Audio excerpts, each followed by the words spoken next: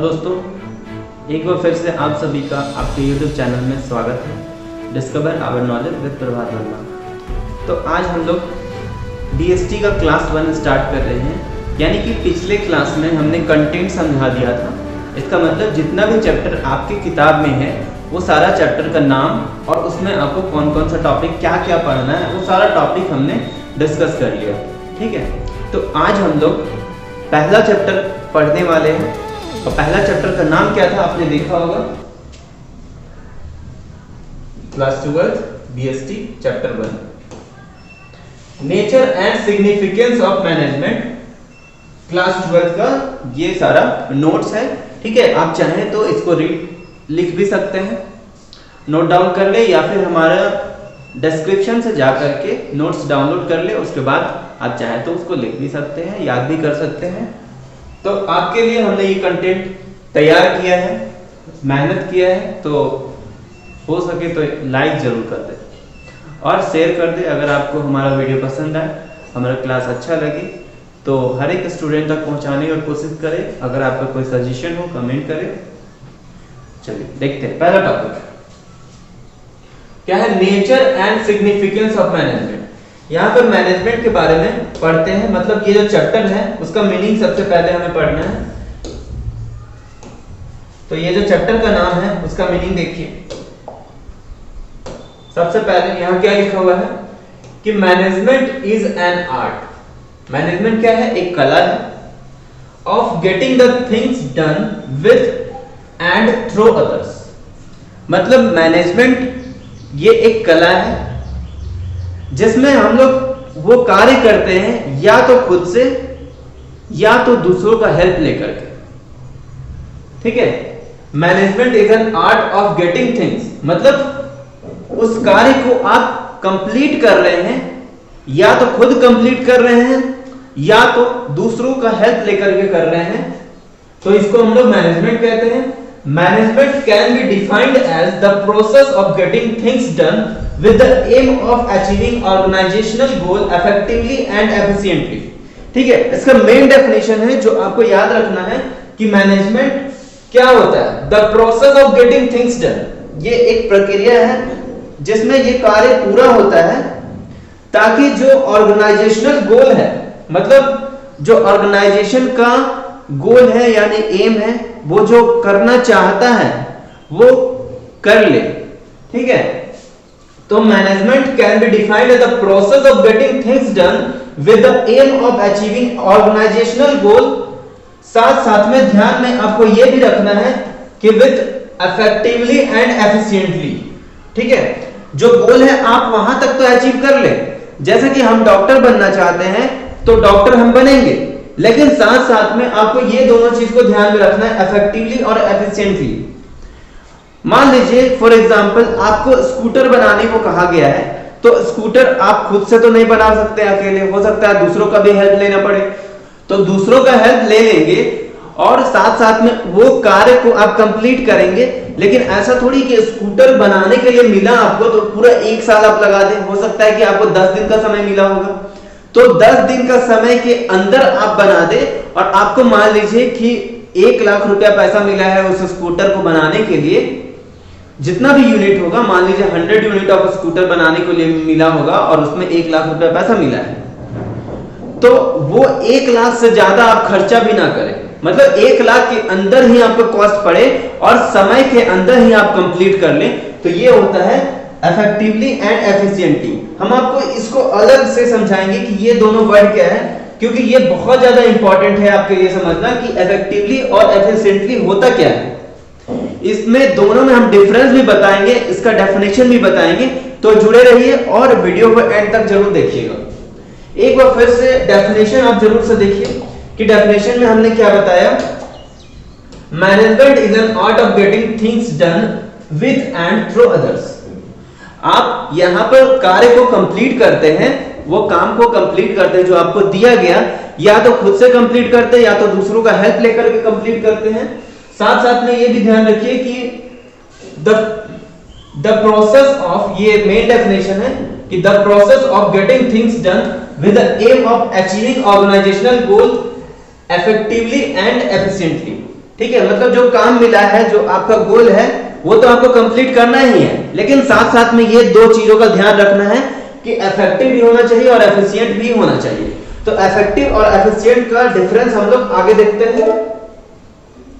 ये देखिए efficiency and effectiveness, ये दोनों में डिफरेंस यहां लिखा हुआ है, एक बार ध्यान से पढ़िएगा कि एफिशिएंसी का मतलब क्या होता है, completing the work at low cost. Efficiency का मतलब अगर आपको 1 लाख रुपया पैसा मिला है 100 यूनिट ऑफ स्कूटर बनाने के लिए, तो आप ऐसा नहीं कि पूरा 1 लाख का 25 पैसा भी ना बचा, एक पैसा भी ना बचे और पूरा 1 लाख का 1 लाख आप पूरा स्कूटर को बनाने में लगा दें। उसमें आप हमेशा यही करें ना कि कॉस्ट को कम करने की कोशिश करें, मतलब 1 लाख पैसा मिला है तो उसमें कुछ बचा करके दें। यही तो मैनेजमेंट है कि आपको जितना पैसा मिला है उस पैसा से कुछ बचत कर लेते हैं और वो कार्य को भी कंप्लीट कर देते हैं।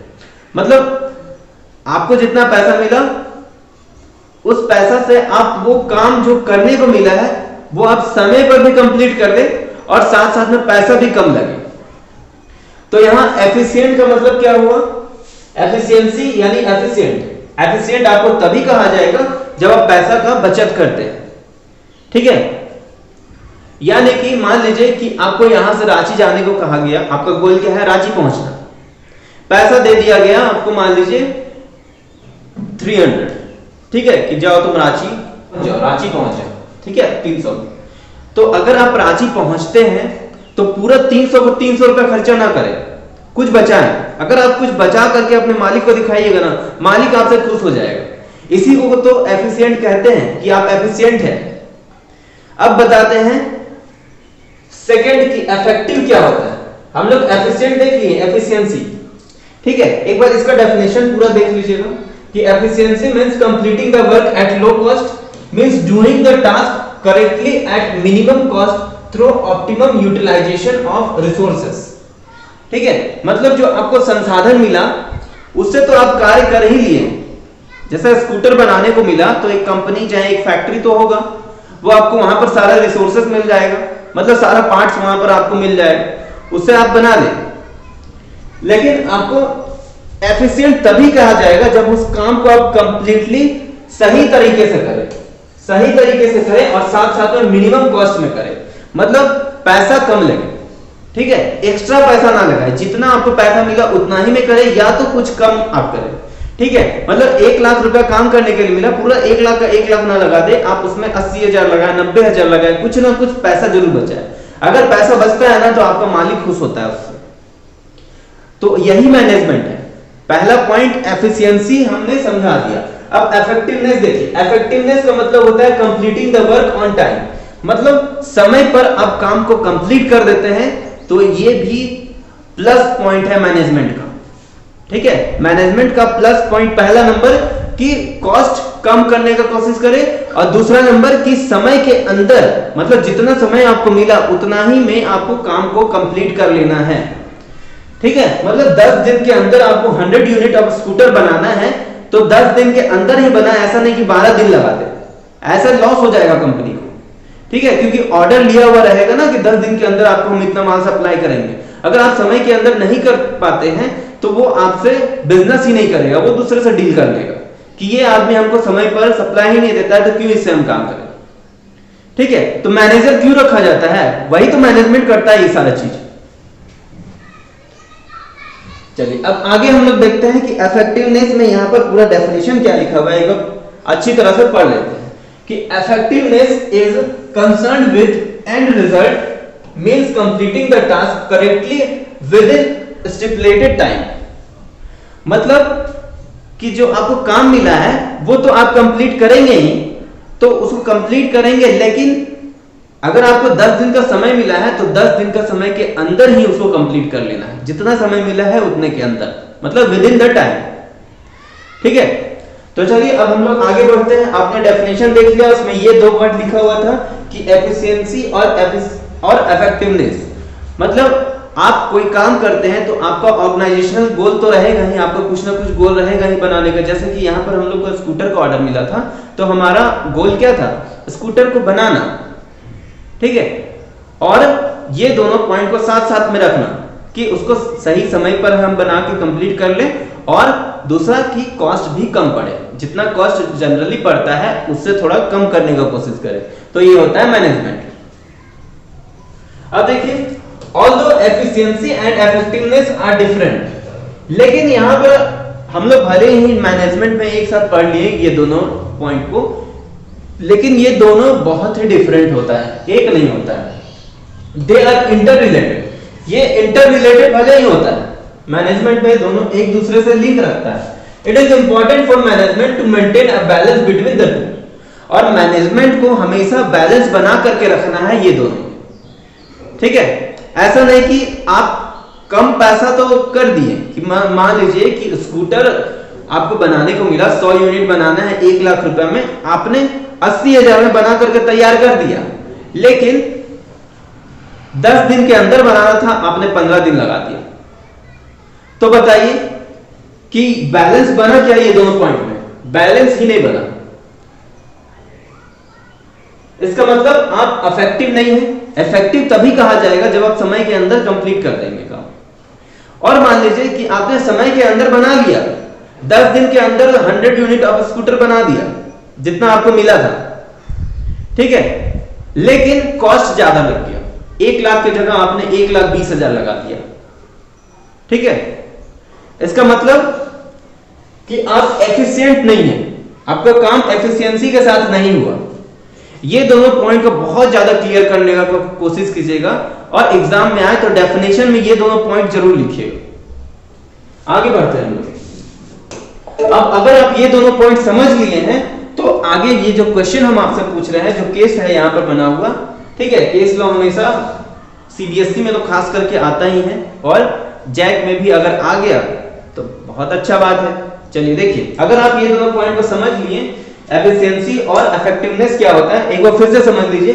एफिशिएंसी का मतलब जितना पैसा में काम करने को मिला है उतना से कम हमको पैसा लगाना है, ठीक है। मतलब 100 रुपया हमको मिला है काम करने के लिए, तो हम 80 रुपया में काम करके कंप्लीट कर देंगे, ठीक है। उस काम को 80 रुपया में ही कंप्लीट कर देंगे।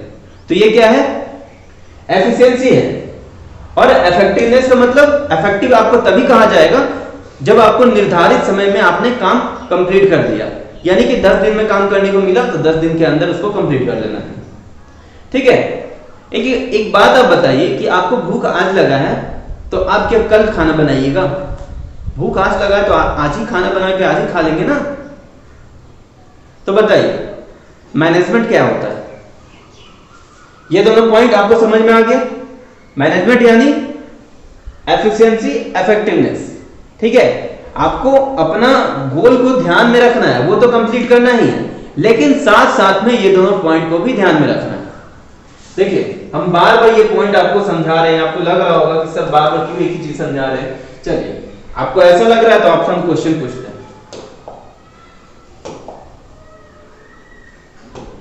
देखिए, Rohini prepared a well documented and factual report on company's performance, but she could not present it in board meeting as she could not complete it on time।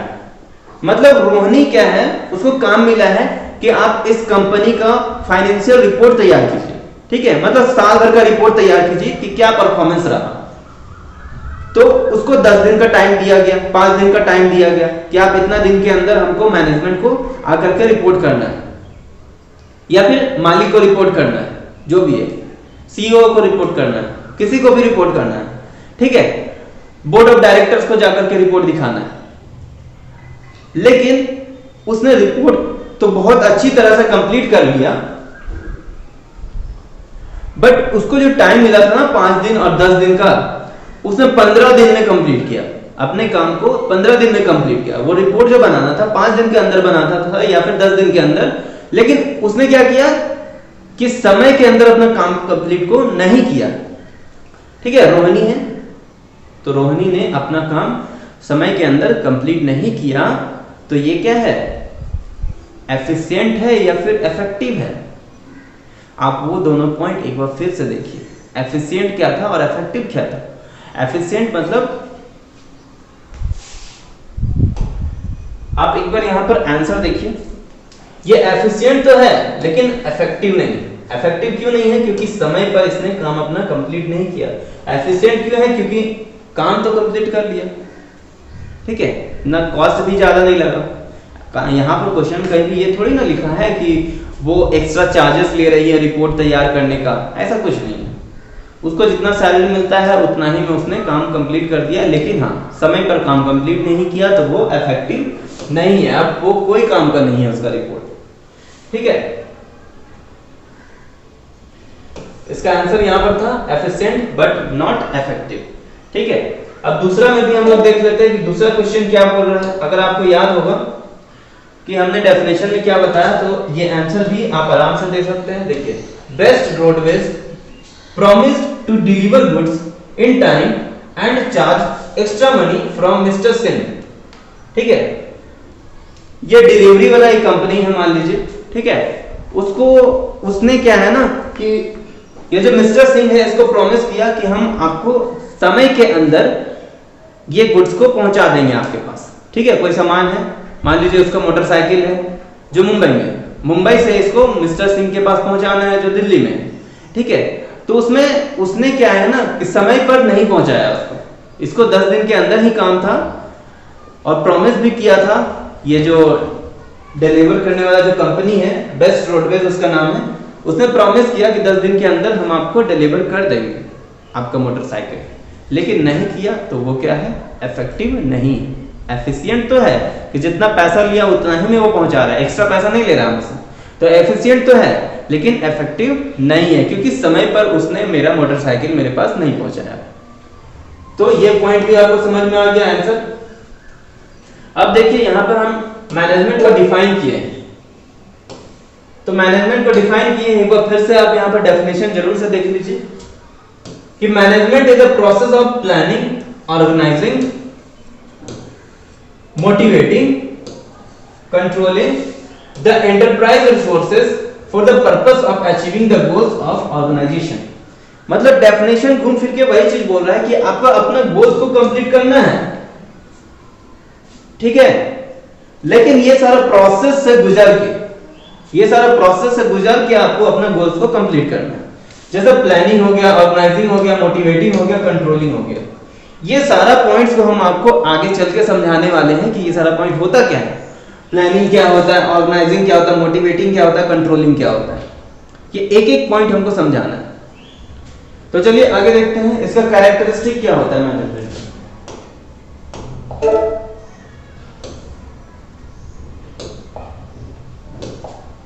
पहला इसमें लिखा हुआ है कैरेक्टरिस्टिक कि गोल ओरिएंटेड प्रोसेस। मतलब management क्या है, goal oriented process है। कैसे है? It is a goal-oriented process which is to achieve already specified and desired objectives by proper utilization of available resources।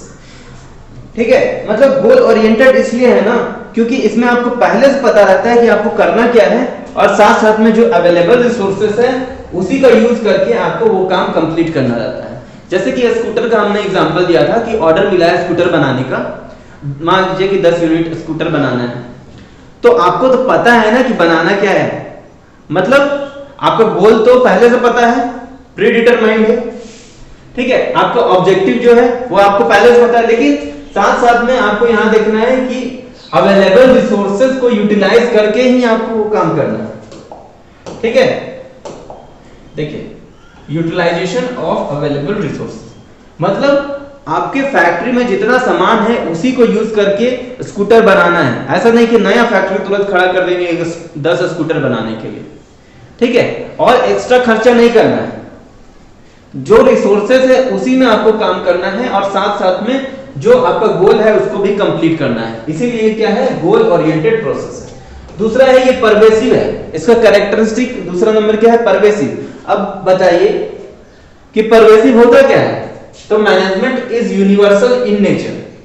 Universal in nature इसीलिए है ना क्योंकि ये सब के द्वारा एक्सेप्ट किया जाता है। ऐसा नहीं कि मेरे नजर में मैनेजमेंट का डेफिनेशन अलग है, आपके नजर में मैनेजमेंट का अलग डेफिनेशन है, ठीक है, किसी और के मोहन सोहन दिस दैट ये लोग के नजर में इसका डेफिनेशन अलग है। सब के नजर में इसका डेफिनेशन सेम है, इसीलिए ये क्या है, यूनिवर्सल है, ठीक है।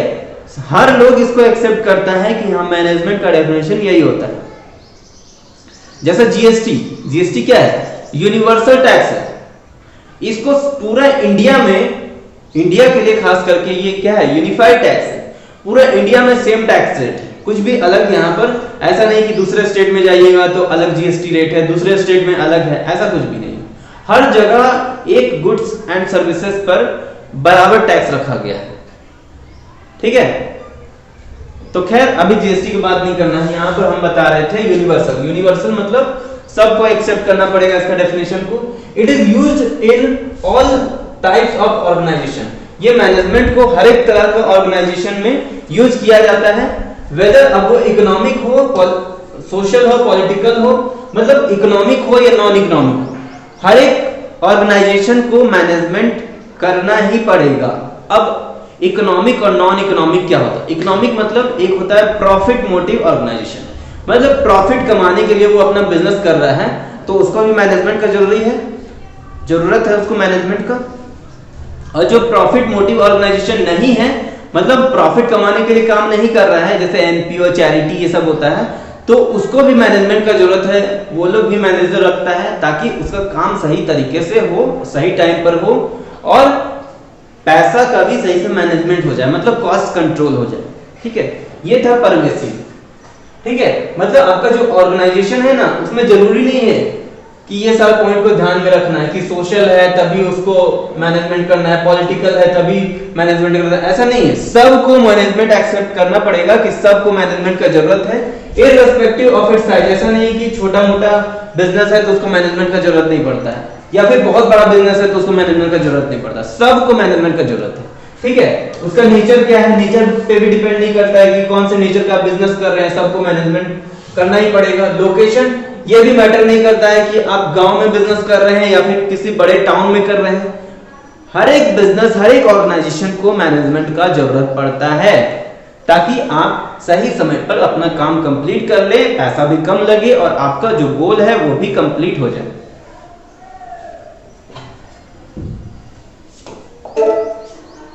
अब देखिए थर्ड नंबर, ये क्या इसका कैरेक्टरिस्टिक थर्ड नंबर क्या है कि ये मल्टी डायमेंशनल है, मल्टी डायमेंशनल। तो अब आप बताइए कि ये मल्टी डायमेंशनल कैसे है? तो डेफिनेशन देखिए कि it does not contain one activity. Management में सिर्फ एक ही एक्टिविटी नहीं होता, बहुत सारा एक्टिविटी होता है, तब जाकर के मैनेजमेंट होता है। मतलब एक ही आदमी अकेले पूरा बिजनेस नहीं चला सकता है, एक मालिक होता है, उसका स्टाफ होता है, उससे नीचे जैसे टॉप मैनेजमेंट हो गया, मिडिल मैनेजमेंट हो गया, उसके नीचे सुपरवाइजरी हो गया, ठीक है। मतलब हर एक तरह का मैनेजमेंट होता है, तब जाकर के कोई बिजनेस चलता है। अब बड़ा बड़ा कंपनी है तो उसमें आप देखिएगा कि सीईओ होता है, बोर्ड ऑफ डायरेक्टर्स होता है, फिर उसके नीचे फिर बड़ा बड़ा ऑफिसर होता है, मैनेजर होता है, ठीक है, फिर उसके नीचे देखिए वर्कर्स लोग होता है, तो सब लोग मिल करके मैनेजमेंट करते हैं। It is a complex activity. ये जो मैनेजमेंट है ना बहुत कॉम्प्लेक्स है, मतलब बहुत सारा चीज इसमें पढ़ना है। खैर इसमें एक दो गिना चुना यहाँ दिया हुआ है, जैसे कि मल्टी डायमेंशनल कैसे है।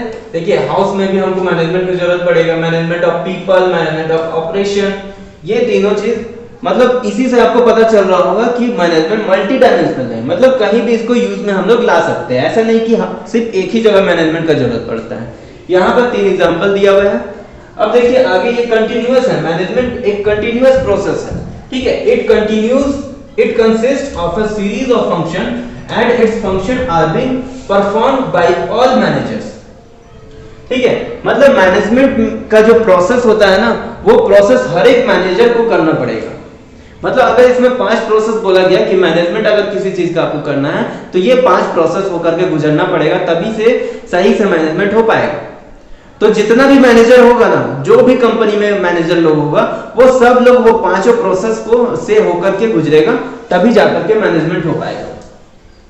The process of management continues till the organization exist for attaining its objective. और ये प्रोसेस तब तक होता रहेगा जब तक ये ऑर्गेनाइजेशन अपना ऑब्जेक्टिव तक नहीं पहुंच जाता है। मतलब ये जो काम करना चाहता है वो वहां तक जब तक नहीं पहुंच जाता है, तब तक ये प्रोसेस लगातार होते रहेगा। तो ये एक साइकिल बन जाता है एक तरह से, जैसे कि स्कूटर बनाना है, ठीक है। तो स्कूटर हमको मान लीजिए कि 10 दिन में 10 यूनिट बनाना है, तो वो प्रोसेस जो होगा, हम बार बार अपने वर्कर को ऑर्डर देंगे, फिर वो वर्कर आगे जाके सामान असेंबल करेगा, फिर वो आगे जा करके उसको पार्ट्स को सारा को जोड़ेगा, फिर जाकर के स्कूटर बनाएगा, आगे जाकर के पॉलिश होगा, आगे जाकर के पेंट होगा, और ये जो प्रोसेस है ना, जब ये बन के तैयार हो जाएगा फिर ये बाहर एक्सपोर्ट कर देगा, ठीक है। उसके बाद फिर से ऑर्डर मिला, फिर से ये आगे जाके अपना वर्कर को बोलेगा, वर्कर जाकर के उसको असेंबल करेगा, फिर जाके पार्ट्स को जोड़ेगा, फिर इसी तरह से ये प्रोसेस लगातार होते रहेगा जब तक आप अपना गोल अचीव नहीं कर लेते हैं।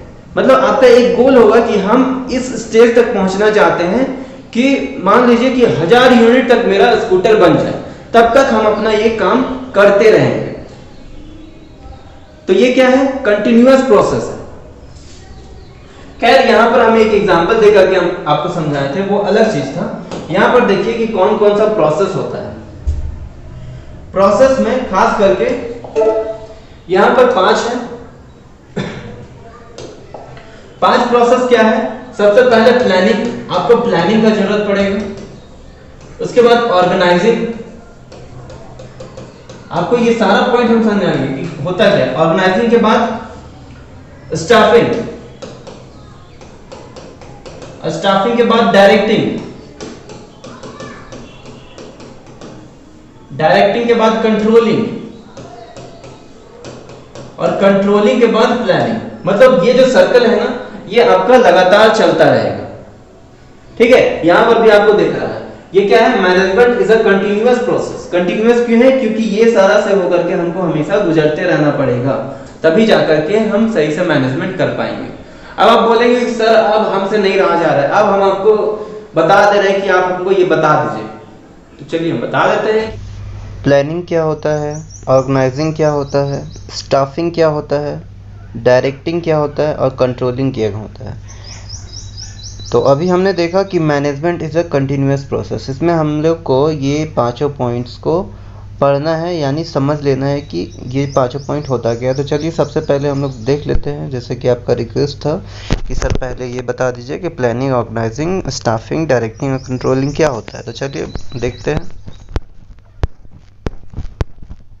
ये तो बहुत आगे जा कर के ये पॉइंट है, लेकिन फिर भी क्योंकि वहाँ पर पॉइंट पहले आ गया है तो हम पहले आपको समझा देते हैं कि प्लानिंग क्या होता है, ऑर्गेनाइजिंग क्या होता है, स्टाफिंग, डायरेक्टिंग, कंट्रोलिंग। ये सारा पॉइंट पहले देख लेते हैं, उसके बाद ही हम लोग आगे बढ़ेंगे, ठीक है। और वापस जब ये टॉपिक फिर से आएगा तो एक बार फिर से पढ़ लेंगे, कोई बात नहीं है, ठीक है। देखिए planning, thinking in advance what to do, when to do and who is going to do it, bridges the gap between where we are and where we want to reach, ठीक है। इसका मतलब ये है ना कि आपको एडवांस में सोचना है कि आगे आपको करना क्या है और कहाँ पहुँचना है। जैसे कि मान लीजिए आप पॉइंट ए में हैं और पॉइंट बी में जाना है, पॉइंट ए से पॉइंट बी में जाना है, बीच में खाई है, तो इसको क्या करेंगे, बीच में आप ब्रिज बनाएंगे और ब्रिज बना करके आप पॉइंट ए से बी में पहुँचेंगे, ठीक है। ब्रिज बनाने के बाद वही चीज़ यहाँ लिखा हुआ है कि ये जो गैप है, ये गैप को आप कैसे फिल करेंगे और कैसे इस पार से उस पार जाएंगे, ये होता है प्लानिंग, ठीक है। बिना प्लानिंग का आप कहीं पर भी नहीं जा सकते हैं, यानी कि आपका जो गोल है वो अचीव नहीं किया जा सकता है। इसीलिए यहाँ लिखा हुआ है कि थिंकिंग इन एडवांस, आपको एडवांस में सोचना है कि करना क्या है। उसके बाद व्हेन टू डू, ये काम कब करना है, who is going to do, और कौन ये काम करने वाला है। और उसके बाद जो भी आपको काम करना है तो एक पॉइंट से दूसरे पॉइंट पहुँचना है, तो ये दोनों पॉइंट के बीच में जो गैप है उसके बीच में ब्रिज बना के उसको कनेक्ट करना है, ठीक है।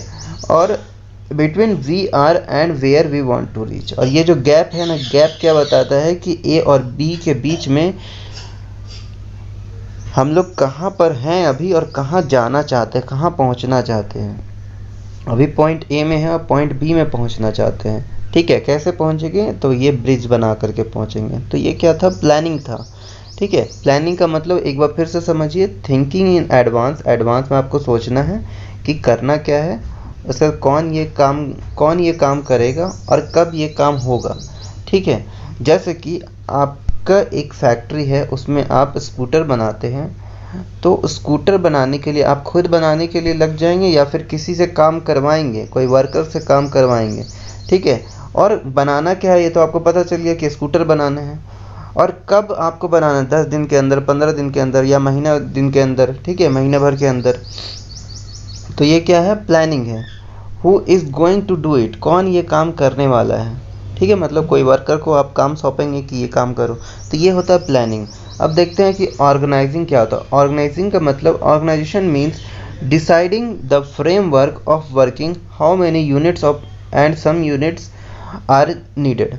मतलब इसमें डिसाइड करना है कि कितना यूनिट और सब यूनिट आपको ज़रूरत है उस काम को करने के लिए। जैसे आपको ऑर्डर मिला है 10 स्कूटर बनाने का, तो 10 स्कूटर बनाने के लिए आपको कितना फैक्ट्री का ज़रूरत है, और उस फैक्ट्री के अंदर सब फैक्ट्री कितना ज़रूरत है, ठीक है। मतलब यूनिट और सब यूनिट्स पहले आप डिसाइड कर लीजिएगा।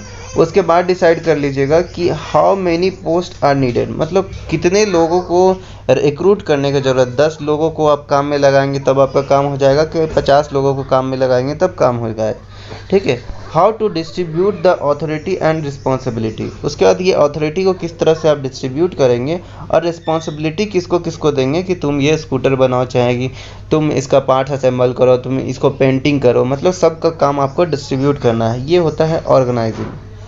अब आगे हम लोग बढ़ते हैं, स्टाफिंग क्या होता है। स्टाफिंग का मतलब, जैसे आपको काम लेना है तो उस काम लेने के लिए आपको रिक्रूटमेंट देना पड़ेगा, यानी कि जॉब रखने के लिए रिक्रूटमेंट एग्ज़ाम लेना पड़ेगा, और उसमें आप जॉब के लिए पर्सन को सेलेक्ट करेंगे, उसके बाद उसको ट्रेनिंग देंगे, उसके बाद डेवलपमेंट एंड अपॉइंटमेंट होगा, ठीक है। तब इस स्टेज को हम लोग स्टाफिंग कहेंगे, ठीक है। स्टाफिंग का मतलब समझ में आया कि यहाँ आपको रिक्रूटमेंट देना है, उसके बाद सिलेक्शन करना है एम्प्लॉय का, कि किसको किसको आप रखें। जैसे कि अगर आप रिक्रूटमेंट कर रहे हैं तो हर तरह का आदमी आएगा, पढ़ा लिखा भी आएगा, जो अनपढ़ होगा वो भी आएगा, जो स्किल्ड होगा वो भी आएगा, अनस्किल्ड भी आएगा। तो आपको सेलेक्ट करना पड़ेगा कि कौन सा जो वर्कर है जो आपके काम का है, खाली उसी को आप क्या करेंगे, सेलेक्ट करेंगे और अपने काम में लगाएंगे। या तो अगर वो कम से कम एजुकेटेड है तो आप ट्रेनिंग तो ज़रूर दे सकते हैं उसको, अनस्किल्ड है स्किल्ड बना देंगे, ठीक है। और अगर मान लीजिए कि वो ऑलरेडी पहले से स्किल्ड है तब तो और अच्छा है, आपको ट्रेनिंग देने की ज़रूरत नहीं पड़ेगा।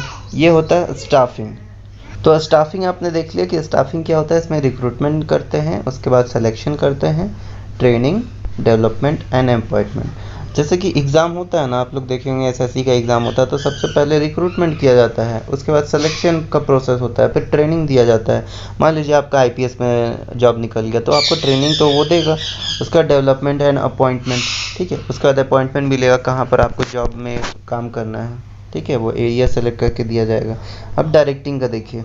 डायरेक्टिंग का मतलब, it refers to guiding, instructing, inspiring and motivating the employees. यहाँ पर एम्प्लॉयज़ को इंस्ट्रक्ट किया जाता है, गाइड किया जाता है और इंस्पायर किया जाता है, साथ साथ में मोटिवेशन भी दिया जाता है कि कैसे कैसे आपको काम करना है। मतलब डायरेक्शन आपको यहाँ बताया जाता है, ठीक है। अगर ये डायरेक्शन चाहे मोटिवेशन नहीं दिया जाएगा तो कैसे पता चलेगा कि वो वर्कर काम कर रहा है कि नहीं कर रहा है। इंस्ट्रक्शन देना ज़रूरी है। अगर वो काम नहीं करना चाहता उसको मोटिवेट करना है। कम काम कर रहा है, जितना मान लीजिए कि 100% उसका एफिशिएंसी है लेकिन वो 80% काम कर पा रहा है, 50% काम कर पा रहा है, तो क्या करेंगे, उसको मोटिवेट करेंगे, इंस्पायर करेंगे कि ये काम करो, तुमको और ज़्यादा इंसेंटिव्स हम देंगे, ठीक है, क्या एक्स्ट्रा रिवॉर्ड मिलेगा, आपको कमीशन मिलेगा। तो ऐसे आप अगर उसको इंस्पायर करेंगे तो वो और ज़्यादा अच्छा काम करेगा। तो ये है डायरेक्टिंग, ठीक है। अगला है कंट्रोलिंग। कंट्रोलिंग में क्या है, it is the main function of management. ये मेन फंक्शन है मैनेजमेंट का। Controlling is monitoring the organisational performance towards the attainment of organisational goal, ठीक है। यहाँ पर आपको कंट्रोल करना है अपने वर्कर को ताकि वो परफॉर्मेंस सही से दे सके और जो गोल है वहाँ तक पहुँच सके, ठीक है। मान लीजिए कि उसको स्कूटर बनाने का काम दिए हैं, वो कुछ और ही कर रहा है, स्कूटर बनाने का छोड़ करके अपना घर का काम कर रहा है, तो क्या करना है, आपको उसको कंट्रोल करना है कि तुमको हम यहाँ काम में रखे हैं तो तुमको स्कूटर बनाना है, तो स्कूटर बना, तभी तो सही समय पर हम डिलीवरी दे पाएंगे जो हमको ऑर्डर मिला है उसका, ठीक है। मतलब सही समय पर हम काम कंप्लीट करके उसके बाद हम ऑर्डर कंप्लीट कर देंगे। तो कंट्रोलिंग करना भी ये काफ़ी मेन फंक्शन होता है मैनेजमेंट का। तो लगभग सारा पॉइंट्स कवर हो गया है। हम लोग क्या पढ़ रहे थे,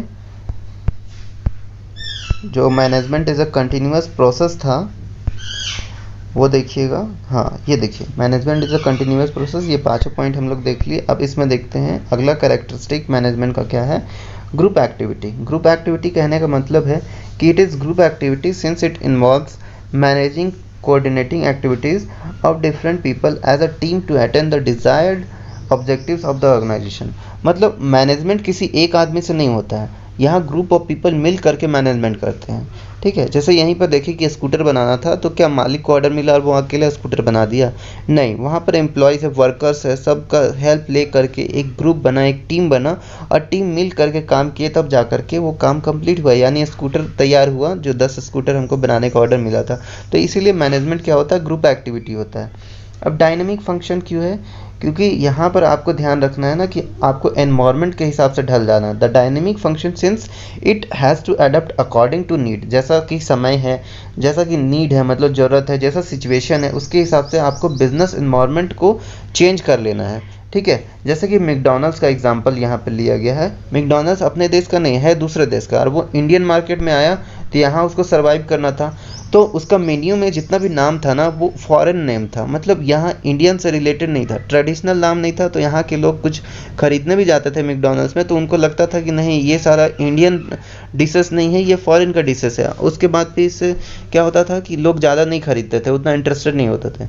तो मैकडॉनल्ड्स ने क्या किया कि सारा जितना भी उसका डिशेस था उसका नाम ही बदल दिया और इंडियन ट्रेडिशनल नाम रख दिया। और इससे क्या हुआ कि इंडियन जितने भी लोग थे और इंडियन मार्केट उसकी तरफ से अट्रैक्ट हुआ और वहाँ से सामान खरीदना चालू कर दिया। यानी है तो वो विदेशी ही, लेकिन क्योंकि उसका नाम बदल दिया और ट्रेडिशनल नाम दे दिया तो फिर वो सामान उसका बिकने लगा। ठीक है, तो इसलिए ये क्या है? डायनेमिक फंक्शन, मतलब समय के हिसाब से, सिचुएशन के हिसाब से और जगह के हिसाब से आपको अपने आप को बदल लेना है और उसके हिसाब से ढाल लेना है। ठीक है, अब आगे देखते हैं कि इंटेंजिबल फोर्स। ये मैनेजमेंट इंटेंजिबल फोर्स है। सिंपल सा बात है, इंटेंजिबल फोर्स क्यों होगा? क्योंकि हम लोग मैनेजमेंट ना ही देख सकते हैं ना ही छू सकते हैं, इसको कंट्रोल किया जा सकता है। जैसे कि आप वर्कर को मोटिवेट किए तो मोटिवेट किए, ये भी तो मैनेजमेंट का पार्ट है। तो बताइए कि मोटिवेशन को आप छू सकते हैं, देख सकते हैं? नहीं, इसको फील किया जा सकता है। आप जैसे किसी को इंस्पायर किए काम करने के लिए, कोई वर्कर को, और वो 100% अपना 100% एफिशिएंसी के साथ काम करना चालू कर दिया, तो इसका मतलब ये है ना कि आपका काम जो आप वहाँ इंस्पायर किए हैं वो 100% वर्क किया और वो काम करना चालू कर दिया। इसीलिए मैनेजमेंट क्या है? इंटेंजिबल फोर्स है। ठीक है, अब वो आप मोटिवेशन किए हैं किसी को, अब वो मोटिवेट हुआ है कि नहीं हुआ वो तो आपको देखने से पता चलेगा कि वो काम स्टार्ट कर दिया। वो फील होता है, वो आपको ना ही दिखेगा ना ही आप छू सकते हैं, वो फील ज़रूर हो जाएगा कि आपने ये उसको मोटिवेट किया, इंस्पायर किया, तो वो क्या असर किया अगले पे। ठीक है, इसलिए मैनेजमेंट क्या है? इंटेंजिबल फोर्स है। ठीक है, तो जितना भी कैरेक्टरिस्टिक था वो हमने कंप्लीट करवा दिया। नेक्स्ट क्लास में हम लोग ऑब्जेक्टिव देखेंगे। आज के लिए इतना ही, मिलते हैं आपसे नेक्स्ट क्लास में। और अगर हमारा वीडियो आपको पसंद आया तो प्लीज़ लाइक करें, सब्सक्राइब करें, शेयर करें और कमेंट कर दें। अगर आपका कोई सजेशन है तो प्लीज़ ज़रूर से ज़रूर कमेंट में हमें बताएं कि आप क्या सजेस्ट करना चाहते हैं। आपसे मिलते हैं अगले क्लास में। अभी के लिए थैंक यू फॉर वॉचिंग।